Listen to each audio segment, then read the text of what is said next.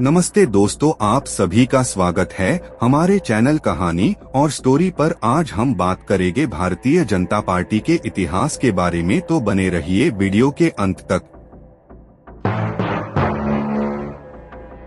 Bharatiya Janata party Bharat में एक राजनीतिक दल है और भारतीय राष्ट्रीय कांग्रेस के साथ दो प्रमुख भारतीय राजनीतिक दलों में से एक है। 2014 के बाद से यह 14वें एवं वर्तमान भारतीय प्रधानमंत्री नरेंद्र मोदी के तहत भारत में सत्तारूढ़ राजनीतिक दल रहा है।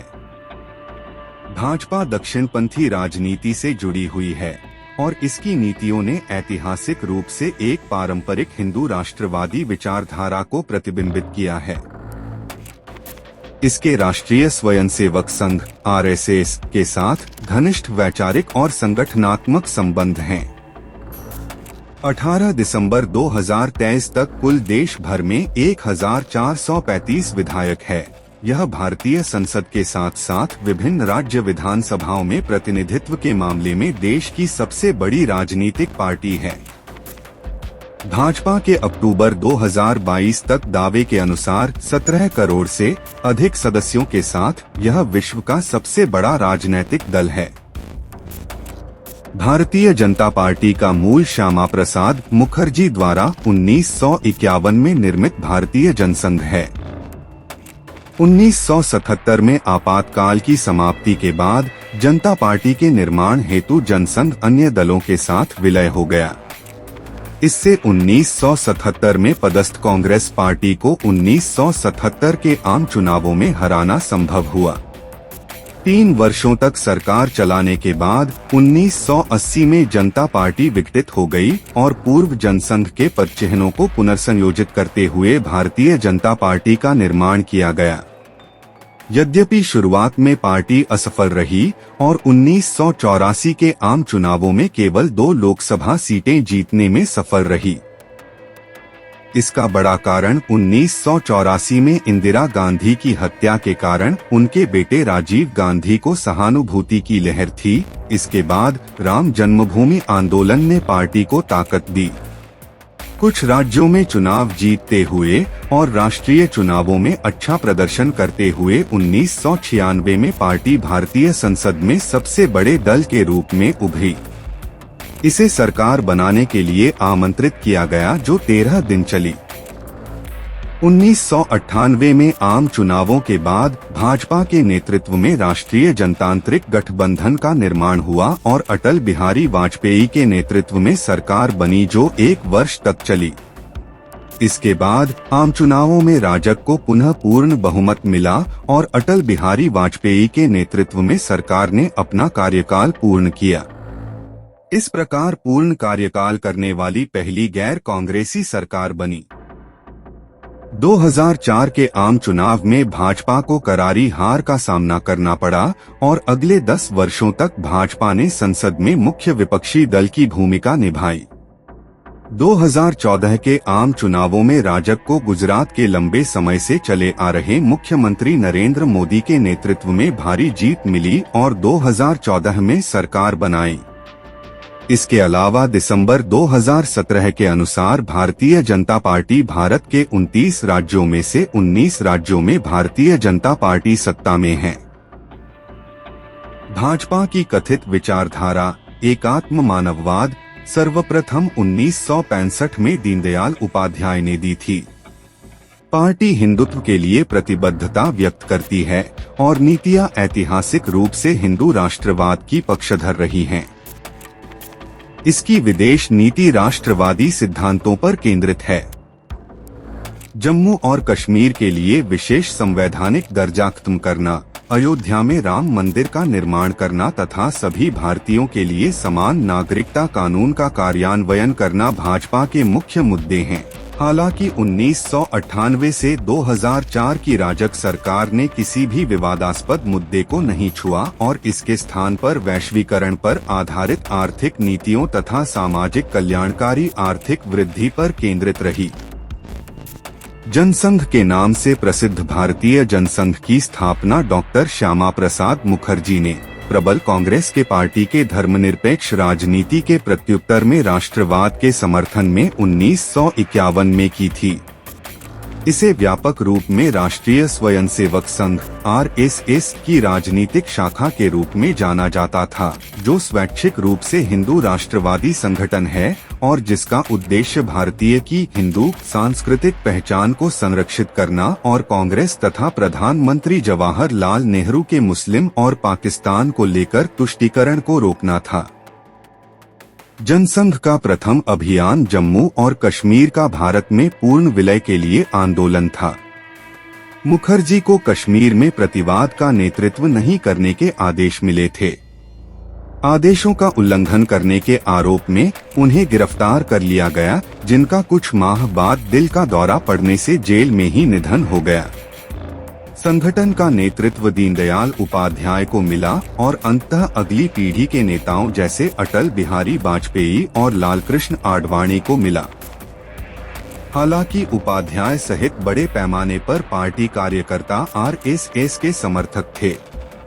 कश्मीर आंदोलन के विरोध के बावजूद 1952 में पहले लोकसभा चुनावों में जनसंघ को लोकसभा में 3 सीटें प्राप्त हुई। वो 1967 तक संसद में अल्पमत में रहे। इस समय तक पार्टी कार्यसूची के मुख्य विषय सभी भारतीयों के लिए समान नागरिकता कानून, गोहत्या पर प्रतिबंध लगाना और जम्मू एवं कश्मीर के लिए दिया विशेष दर्जा खत्म करना था। 1967 में देश भर के विधानसभा चुनावों में पार्टी, स्वतंत्र पार्टी और समाजवादियों सहित अन्य पार्टियों के साथ मध्य प्रदेश, बिहार और उत्तर प्रदेश सहित विभिन्न हिंदी भाषी राज्यों में गठबंधन सरकार बनाने में सफल रही। इससे बाद जनसंघ ने पहली बार राजनीतिक कार्यालय चिह्नित किया, यद्यपि यह गठबंधन में था। राजनीतिक गठबंधन के गुणधर्मों के कारण संघ के अधिक कट्टरपंथी कार्यसूची को ठंडे बस्ते में डालना पड़ा। जनता पार्टी 1977 से 1980। 1975 में प्रधानमंत्री इंदिरा गांधी ने देश में आपातकाल लागू कर दिया।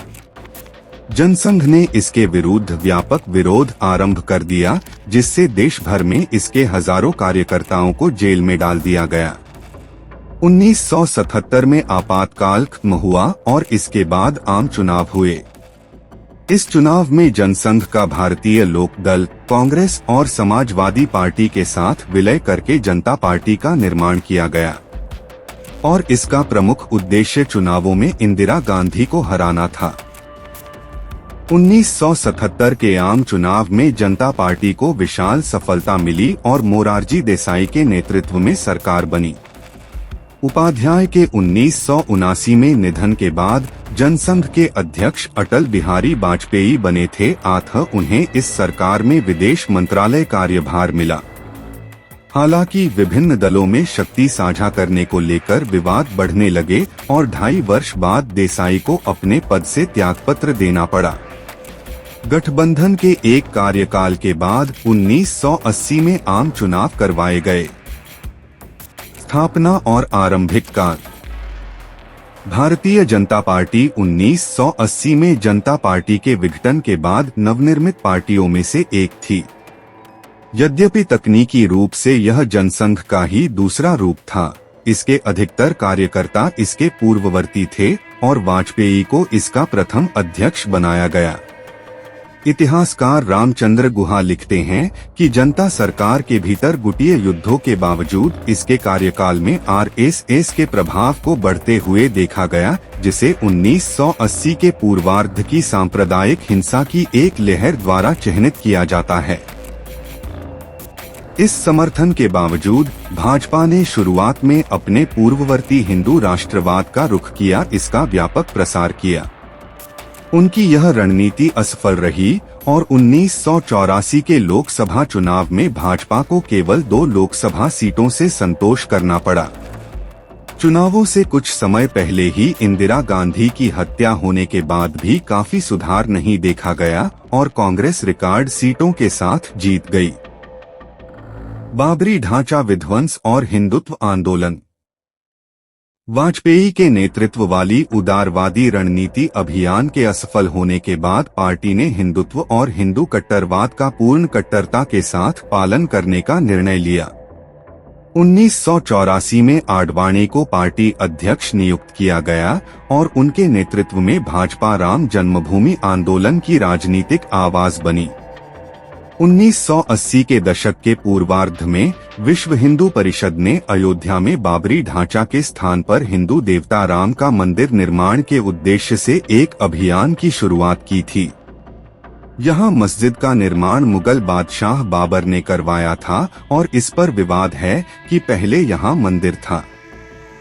आंदोलन का आधार यह था कि यह क्षेत्र राम जन्मभूमि है और यहाँ पर मस्जिद निर्माण के उद्देश्य से बाबर ने मंदिर को ध्वस्त करवाया। भाजपा ने इस अभियान का समर्थन आरंभ कर दिया और इसे अपने चुनावी अभियान का हिस्सा बनाया। आंदोलन की ताकत के साथ भाजपा ने 1989 के लोकसभा चुनावों में 86 सीटें प्राप्त की और समान विचारधारा वाली नेशनल फ्रंट की विश्वनाथ प्रताप सिंह सरकार का महत्वपूर्ण समर्थन किया। सितंबर 1990 में आडवाणी ने राम मंदिर आंदोलन के समर्थन में अयोध्या के लिए रथ यात्रा आरंभ की। यात्रा के कारण होने वाले दंगों के कारण बिहार सरकार ने आडवाणी को गिरफ्तार कर लिया, लेकिन कारसेवक और संघ परिवार कार्यकर्ता फिर भी अयोध्या पहुंच गए और बाबरी ढांचे के विध्वंस के लिए हमला कर दिया। इसके परिणामस्वरूप अर्धसैनिक बलों के साथ घमासान लड़ाई हुई जिसमें कई कर सेवक मारे गए।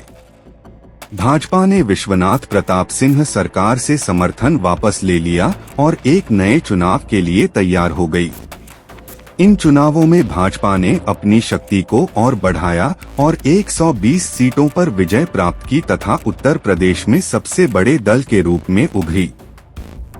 6 दिसंबर 1992 को राष्ट्रीय स्वयंसेवक संघ और इससे जुड़े संगठनों की रैली ने, जिसमें हजारों भाजपा और विहिप कार्यकर्ता भी शामिल थे, ने मस्जिद क्षेत्र पर हमला कर दिया।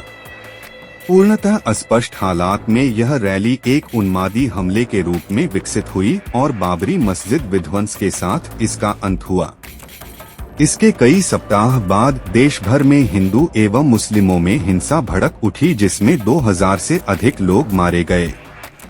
विहिप को कुछ समय के लिए सरकार द्वारा प्रतिबंधित कर दिया गया और लालकृष्ण आडवाणी सहित विभिन्न भाजपा नेताओं को विध्वंस उत्तेजक भड़काऊ भाषण देने के कारण गिरफ्तार किया गया। कई प्रमुख इतिहासकारों के अनुसार विध्वंस संघ परिवार के षड्यंत्र का परिणाम था और यह महज एक स्फूर्त घटना नहीं थी। न्यायमूर्ति मनमोहन सिंह लिब्रहान द्वारा लिखित 2009 की एक रिपोर्ट के अनुसार बाबरी मस्जिद विध्वंस में मुख्यतः भाजपा नेताओं सहित 68 लोग जिम्मेदार पाए गए। इनमें वाजपेयी, आडवाणी और मुरली मनोहर जोशी भी शामिल हैं। मस्जिद विध्वंस के समय उत्तर प्रदेश के तत्कालीन मुख्यमंत्री कल्याण सिंह की रिपोर्ट में कठोर आलोचना की गई है। उन पर आरोप लगाया गया है कि उन्होंने ऐसे नौकरशाहों और पुलिस अधिकारियों को अयोध्या में नियुक्त किया जो मस्जिद विध्वंस के समय चुप रहे। भारतीय पुलिस सेवा की अधिकारी और विध्वंस के दिन आडवाणी की तत्कालीन सचिव अंजू गुप्ता आयोग के सामने प्रमुख गवाह के रूप में आई। उनके अनुसार आडवाणी और जोशी ने उत्तेजक भाषण दिए जिससे भीड़ के व्यवहार पर प्रबल प्रभाव पड़ा। 1996 के संसदीय चुनावों में सांप्रदायिक ध्रुवीकरण पर केंद्रित रही जिससे लोकसभा में 161 सीटें जीतकर सबसे बड़े दल के रूप में उभरी। वाजपेयी को प्रधानमंत्री के रूप में शपथ दिलाई गई, लेकिन वो लोकसभा में बहुमत पाने में असफल रहे और केवल 13 दिन बाद ही उन्हें त्यागपत्र देना पड़ा। राष्ट्रीय जनतांत्रिक गठबंधन 1996 में कुछ क्षेत्रीय दलों ने मिलकर सरकार गठित की, लेकिन यह सामूहिकरण लघुकालिक रहा और अर्धकाल में ही 1998 में चुनाव करवाने पड़े। भाजपा राष्ट्रीय जनतांत्रिक गठबंधन नामक गठबंधन के साथ चुनाव मैदान में उतरी जिसमें इसके पूर्ववरीत सहायक जैसे समता पार्टी, शिरोमणि अकाली दल और शिवसेना शामिल थे और इसके साथ ऑल इंडिया अन्ना द्रविड़ मुनेत्र कड़गम और बीजू जनता दल भी इसमें शामिल थी। इन क्षेत्रीय दलों में शिवसेना को छोड़कर भाजपा की विचारधारा किसी भी दल से नहीं मिलती थी। उदाहरण के लिए अमर्त्य सेन ने इसे अनौपचारिक सामूहिकरण कहा था।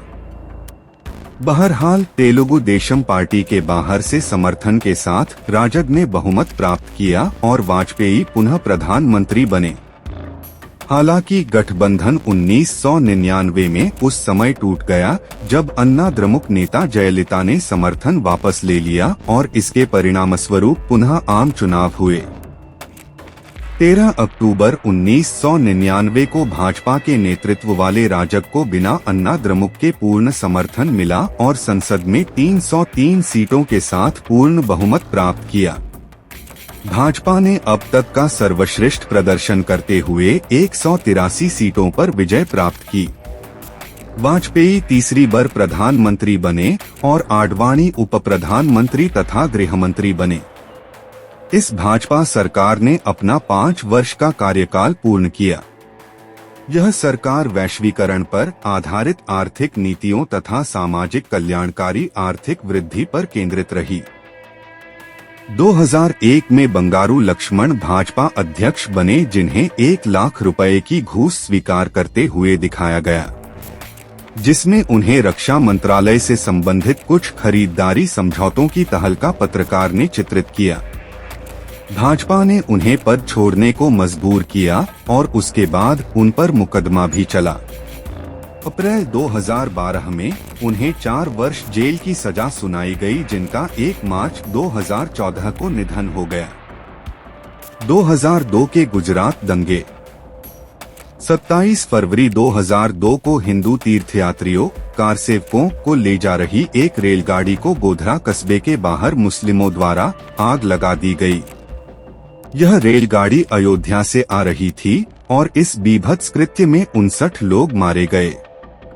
इस घटना को हिंदुओं पर हमले के रूप में देखा गया और इसने गुजरात राज्य में भारी मात्रा में मुस्लिम विरोधी हिंसा को जन्म दिया, जो कई सप्ताह तक चली। कुछ अनुमानों के अनुसार इसमें मरने वालों की संख्या 2000 तक पहुंच गई, जबकि 1,50,000 लोग विस्थापित हो गए। बलात्कार, अंगभंग और यातना के घटनाएं बड़े पैमाने पर हुई। गुजरात के मुख्यमंत्री नरेंद्र मोदी और अन्य सरकार के उच्चपदस्थ अधिकारियों पर हिंसा आरंभ करने और इसे जारी रखने के आरोप लगे, क्योंकि कुछ अधिकारियों ने कथित तौर पर दंगाइयों का निर्देशन किया और उन्हें मुस्लिम स्वामित्व वाली संपत्तियों की सूची दी। अप्रैल 2009 में सर्वोच्च न्यायालय ने गुजरात दंगे मामले की जांच करने और उसमें तेजी लाने के लिए एक विशेष जांच दल SIT गठित किया। सन 2012 में मोदी SIT ने मोदी को दंगों में लिप्त नहीं पाया, लेकिन भाजपा विधायक माया कोडनानी दोषी पाया, जो मोदी मंत्रिमंडल में कैबिनेट मंत्री रह चुकी हैं। कोडनानी को इसके लिए 28 वर्ष की जेल की सजा सुनाई गई। पॉल ब्रास, मर्था नुस्सबॉम और दीपांकर गुप्ता जैसे शोधार्थियों के अनुसार इन घटनाओं में राज्य सरकार की उच्च स्तर की मिलीभगत थी। 2004-2009 के आम चुनावों में हार। वाजपेयी ने 2004 में चुनाव समय से 6 माह पहले ही करवाए। राजग का अभियान इंडिया शाइनिंग उदय भारत के नारे के साथ शुरू हुआ, जिसमें राजग सरकार को देश में तेजी से आर्थिक बदलाव का श्रेय दिया गया। हालांकि राजग को अप्रत्याशित हार का सामना करना पड़ा और लोकसभा में कांग्रेस के गठबंधन के 222 सीटों के सामने केवल 186 सीटों पर ही जीत मिली। संयुक्त प्रगतिशील गठबंधन संप्रग के मुखिया के रूप में मनमोहन सिंह ने वाजपेयी का स्थान ग्रहण किया। राजग की असफलता का कारण भारत के ग्रामीण क्षेत्रों तक पहुंचने में असफल होना और विभाजनकारी रणनीति को बताया गया। मई 2008 में भाजपा ने कर्नाटक राज्य चुनावों में जीत दर्ज की। यह प्रथम समय था जब पार्टी ने किसी दक्षिण भारतीय राज्य में चुनावी जीत दर्ज की हो। हालांकि इसने 2013 में अगले विधानसभा चुनावों में इसे खो दिया।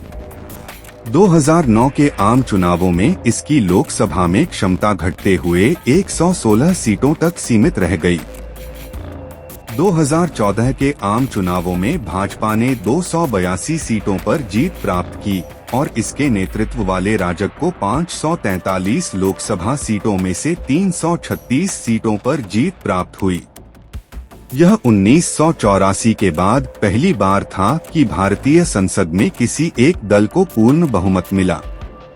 भाजपा संसदीय दल के नेता नरेंद्र मोदी को 26 मई 2014 को भारत के 15वें प्रधानमंत्री के रूप में शपथ दिलाई गई। 2019 के आम चुनावों में प्रचंड जीत। 2019 के आम चुनावों में भाजपा ने 303 सीटों पर प्रचंड जीत प्राप्त की और इसके नेतृत्व वाले राजग को 543 लोकसभा सीटों में से 352 सीटों पर जीत प्राप्त हुई। भारतीय जनता पार्टी का निर्माण आधिकारिक रूप से 1980 में हुआ और इसके बाद प्रथम आम चुनाव 1984 में हुए, जिसमें पार्टी केवल 2 लोकसभा सीटें जीत सकी। इसके बाद 1996 के चुनावों तक आते आते पार्टी पहली बार लोकसभा में सबसे बड़े दल के रूप में उभरी, लेकिन इसके द्वारा बनाई गई सरकार कुछ ही समय तक चली।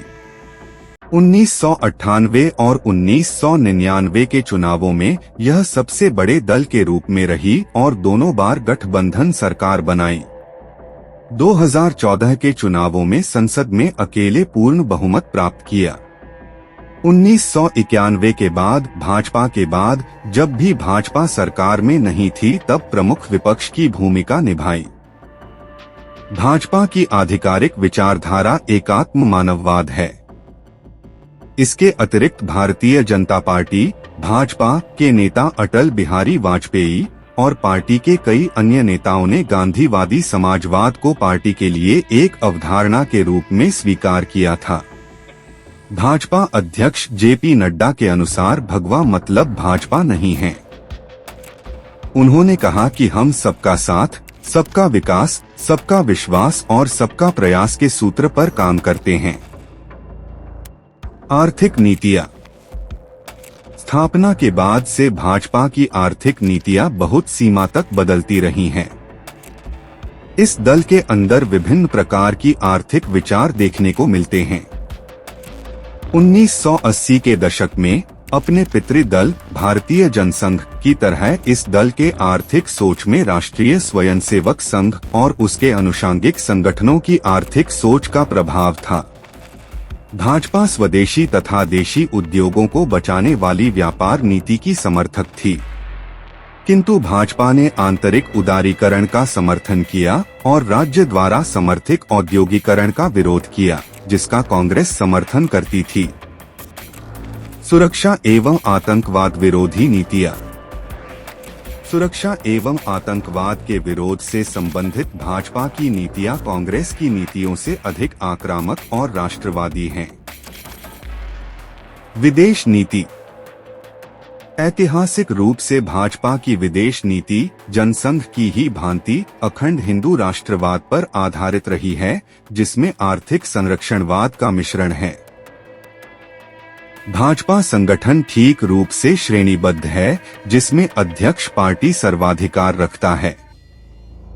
वर्ष 2012 तक भाजपा संविधान में यह अनिवार्य किया गया कि कोई भी योग्य सदस्य 3 वर्ष के कार्यकाल के लिए राष्ट्रीय अथवा राज्य स्तरीय अध्यक्ष बन सकता है। वर्ष 2012 में यह संशोधन भी किया गया कि 3 वर्ष के लगातार अधिकतम 2 कार्यकाल पूर्ण किए जा सकते हैं। अध्यक्ष के बाद राष्ट्रीय कार्यकारिणी होगी, जिसमें परिवर्तनीय मात्रा में कुछ देश भर से वरिष्ठ नेता होते हैं और यह कार्यकारिणी पार्टी की उच्च स्तर के निर्णय लेने की क्षमता रखती है। इसके सदस्यों में से कुछ उपाध्यक्ष, महासचिव, कोषाध्यक्ष और सचिव होते हैं, जो सीधे अध्यक्ष के साथ काम करते हैं और 2024 में जेपी नड्डा के नेतृत्व में विजय प्राप्त की। अगर आपको हमारी वीडियो पसंद आए तो हमारे चैनल कहानी और स्टोरी को सब्सक्राइब जरूर कीजिए। जय हिंद, जय भारत।